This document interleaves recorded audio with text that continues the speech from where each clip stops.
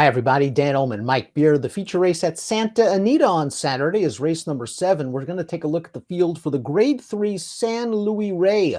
We're going a mile and a half on the turf. It's 100 grander. We got 5. Missed the Cut is the number 4, and Missed the Cut looks like the horse to beat. Mike winning the Grade 3 San Marcos over a couple of these last time out. Very tactical and has gotten good trips in his last 2 races. Got a great trip winning last time over a couple of these horses, Dan, but he also really ran in there.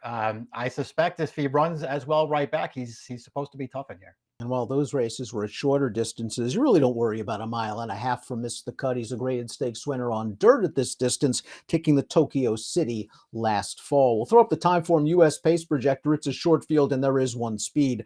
Unless there's a disastrous break, Balladeer is not only going to be in front, but he's going to be winging.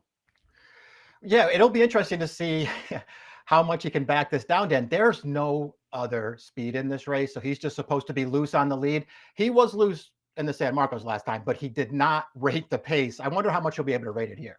If the pace is fast, you might want to keep an eye on the number 2, Awfully Naughty. Note the LP flag over his chiclet. That indicates he has the fastest time form US late pace rating. We'll start things off with a horse that's going to be the longest shot on the board by a long way, and that's the number 1, Resultant, who's still eligible for a non-winners of 2 life, was a zillion to 1 in a first level allowance last time out, was off the board, and his only lifetime win came on dirt at Turf Paradise. He's tough to like. Yeah, Dan, he's 0 for 5 on the turf. He lost a 2-life $25,000 claimer off the long layoff 2 back. I think he's just in here to fill this field.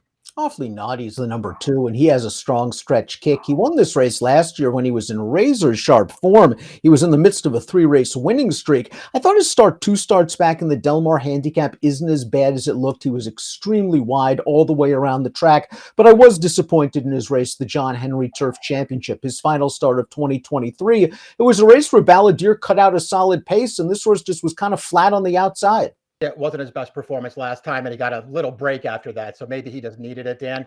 He's clearly good enough to win here. It's just a question of what kind of trip does he get? He has no speed, and this pace is supposed to be slow. Unless Balladeer, of course, can't rate, and that's really the key. If Balladeer just pulls and goes off to a 46-second half mile, perhaps the number 2 at this additional distance will be able to kick on a little stronger. The 3 is, of course, Balladeer. He won the John Henry in gate-to-wire fashion that day. They tried him too tough in the Breeders' Cup Turf, and then in his last 2 races, he's been on the lead, and you could argue he went fast both times. His last race was the San Marcos. He was loose, but he was loose and going fast. If he is loose and goes 5 lengths slower this time around, he can win this race very easily. Yeah, agreed. I mean, and he's capable of backing it down too. I'm not really sure if he was just a little fresh off the layoff last time. I don't know, Dan, because he was just sort of moving right along on a clear lead in there, and it felt like he could have gone a little slower. Maybe it cost him at the end of that race. And you know he's got better performances than that in him.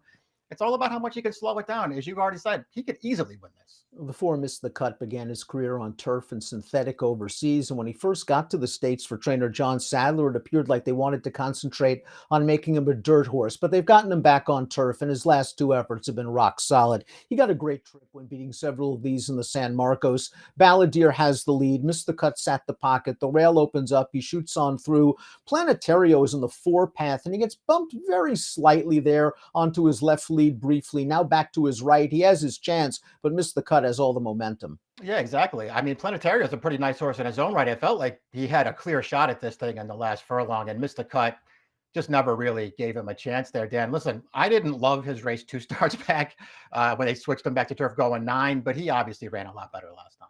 Is there a way to look at Planetario's last race and say it was a very good prep for longer, and he's better going longer? He ran a 1.25 miles in the San Marcos. He was running on against Missed the Cut. But if you look at his best races, they've come at a 12 furlongs or even 14. I mean, that's definitely fair. He did win the Hollywood Turf Cup 2 back going this distance. I don't know, man. I thought he ran okay in there, but he was kind of saved by the wire in that race. And I don't know. And listen, last time, a little bit of a bump. It was a little bit of a layoff. To me, he had every chance in that race, and he was no match for Missed the Cut. Let's take a look at our top picks for the Grade 3 San Luis Rey. Mike's going with Balladeer. Down the road speed show. Just going to try to wire the field. This horse is good enough to do it, Dan, and he is lone speed in here. I want you to go too fast, and that awfully naughty can kick from the back of the pack and maybe run them down. He has a few races, including this win last year, that would make him tough, and maybe he'll be a decent price off the layoff and a couple of bad running lines. 345 for Mike, 2453 for me in the Grade 3 San Luis Rey at Santa Anita on Saturday. Good luck.